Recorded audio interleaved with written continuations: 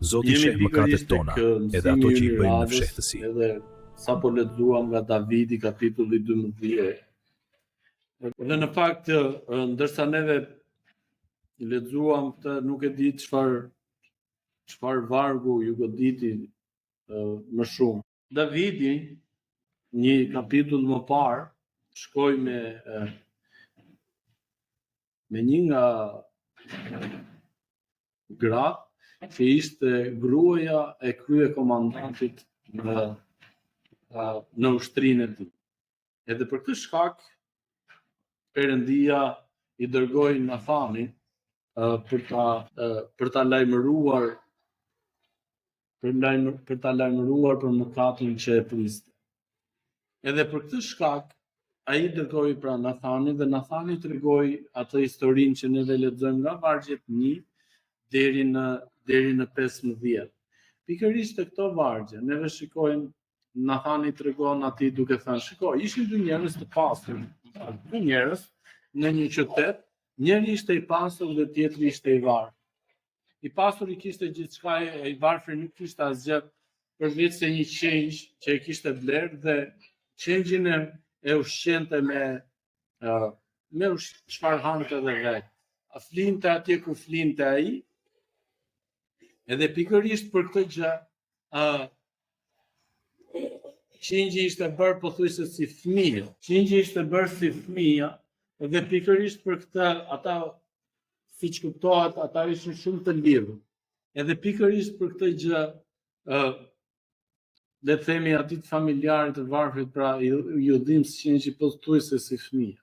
Ti të pasurit i erdhi një mik në shtëpi dhe i përtoi ose nuk donte që ta harxonte nga baktia e vet, por mori qengjin e atij e theri dhe e gatoi.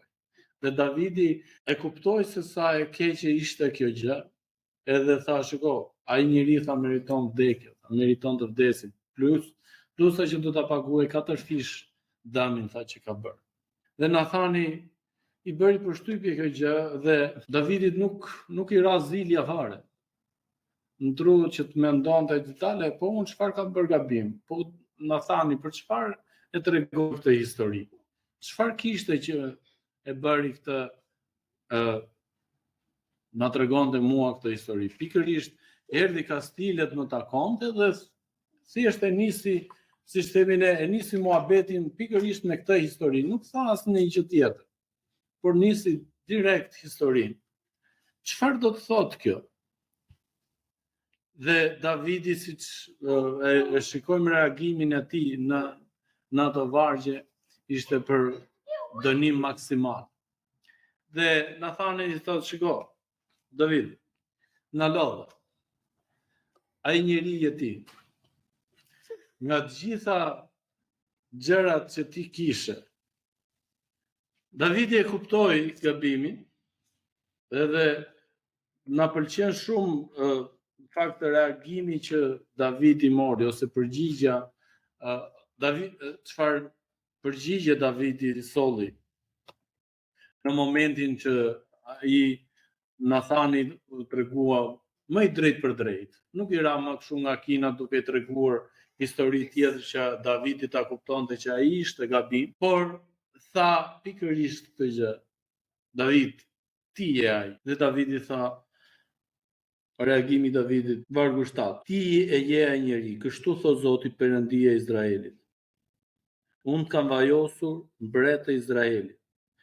Edhe vargu 8 edhe 9 thot, kam dhënë këtë, kam dhënë atë. Pse ke përshmu? Vargu 13 thot, atëherë Davidi i tha Nathanit, kam mëkatuar kundër Zotit. Tani një pyetje që është e rëndësishme edhe për neve sot në marrëdhënien tonë me Zotin, në marrëdhënien tonë me të tjerët. Çfarë ndodh me ne në momentin kur neve na tregojnë për gabimet tona që kemi bërë? A jemi ne të përgjegjshëm, mjaftueshëm, të përulur mjaftueshëm sa të themi po unë kam mëkatuar? Edhe shpesh herë neve i ndajmë këto le të thuash pozicione. Shpesh herë njerëzit kur përballen me dikë, për shembull një krishter, nëse do të përballesh me një vëlla ose një motër tjetër të krishter, për gabimin që mund të ketë bërë ose mëkatin që mund të ketë bërë kundra Perëndis, atëherë do të shpesh herë neve i ndryshojmë vend. Ne mund të themi thjesht kem mëkatuar kundër kishës, kem mëkatuar kundër vllazërisë. Pra duhet kemi këtë lloj, le të themi, duhet kemi këtë lloj kujdesi që mos ta bëjmë këtë gjë. Për të themi kem mëkatuar kundër Zotit. Edhe në fakt marrëdhënia e njeriu sot është me Perëndin, pastaj me njerëzit. Edhe nëse ti ke mëkatuar, ke bërë gabim, ose i ke rënë, siç themi neve, ke rënë qafë dikujt tjetër, në radhë të parë, ti ose edhe unë bashkë kemi mëkatuar kundra Perëndis, dhe duke bërë këtë gjë neve jemi larguar nga prezenca e Zotit. Pra, në këtë neve shikojmë që Davidi kishte qëndrimin e duhur për pendes. Siç lexuam tek vargjet e para në fillim që hapëm dhe adhurimin ton me tek Psalmi 51, qëndrimi i Davidit ishte i tillë dhe që thoshte unë kam mëkatuar kundër teje. Më fal o Zot, ki mëshirë për mua. Pra, shpesh herë ne ndodhet që jemi të verbuar nga gabimet tona. E kemi më të lehtë të shikojmë, siç themi ne, halen në syrin e tjetrit dhe harrojmë të shikojmë trarin në syrin. Këtu nuk jemi për të gjykuar edhe për të drejtuar gishtin, por këtu jemi për të ndërtuar një marrëdhënie të mirë, të shëndetshme me Zotin. Dhe kur them këtë gjë, është vetëm Perëndia që na pastron dhe na shenjtëron, dhe duke na pastruar dhe na shenjtëruar, ne kemi mundësi që ta kemi këtë lloj marrëdhënie. Po si mund ta kemi këtë lloj marrëdhënie ne, në qoftë se ne nuk lejojmë Perëndin, nuk pendohemi, nuk kemi pra këtë qëndrimin e duhur siç Davidi kishte. Mënyra më e mirë pra për të sjellë pendesin është të apelosh tek dashuria e Zotit. Shpesh herë kur neve kërkojmë faljen e mëkatit dhe marrim faljen për mëkatin e bërë, neve shpesh herë harrojmë për çfarë? Për pasojat. Për shembull, një gjë e thjeshtë ishte nëse ti ke pirë alkool për një kohë të gjatë, edhe pastaj heq dorë nga alkooli, edhe pastaj je në rregull me Zotin, me Perëndin, ti nga Perëndia të janë falur mëkatet, por të gjithë jemi të ndërgjegjshëm që neve do të vojmë pasojat e tejkalimit të alkoolit. Pra do të ketë dëmtime të rënda, do të kesh, ku do diun, stomaku, mëlçia, veshka, do fillojnë ata me radhë, sepse i ke dëmtuar. Apo edhe të tjera shembuj që mund të na vinë në mend. Pra na thani ishte shumë i qartë me Davidin, duke thënë se çfarë Davidi kishte bërë gabim, dhe tha, ti je ai që ke bërë gabim. Ti je njeriu. Në të njëjtën mënyrë pra, edhe Ungjilli neve sot na bën të qartë që ne jemi mëkatar. Për shembull tek Romakët kapitulli 3, vargu 23, na thot këtë gjë. Sepse të gjithë kanë mëkatuar dhe nuk e arrin lavdinë e Perëndis. Të gjithë pra përpara Zotit janë mëkatar. Çfarë bëjmë ne është në dorën tonë. Si reagojmë ne? Ju kujtohet herën e kaluar, u solla një shembull që dikujt këtu i kishte ndodhur fatkeqësia, jo që të bëhesh më i butë, më i dhimbshëm, më ashtu, por e ngurtëson zemrën e kapur kështu. Çfarë bëjmë neve, si reagojmë ne në të tilla rastesh, është shumë e rëndësishme edhe pasoja që do të vijë mbas asaj. sepse ose do na si thua, do na elaboroj akoma më shumë shpirtin, ose do na çojë në një nivel tjetër, në një shkallë tjetër marrëdhënie me Zotin që do të jetë përtej çfarë neve kemi kërkuar të kishim më për. Po ta veni re pikërisht tek fakti që Davidi thotë unë kam mëkatuar. Davidi e merr të gjithë përgjegjësinë vetja vetë. Nuk thotë që e kishte fajna Bethsheba që doli po që më doli përpara. Ose siç ka sot njerëz që qysh më doli e muri përpara që u përplasa në makinë. Si na më doli, se na ishte. Ndërkohë që qeveria, shteti, njerëzit ka ndërtuar rrugën ku ja është për makina, është për kalimtarët e kështu. Pra e mori përgjegjësinë mbi veten e tij dhe tha unë kam bërë mëkatuar kundra Perëndisë.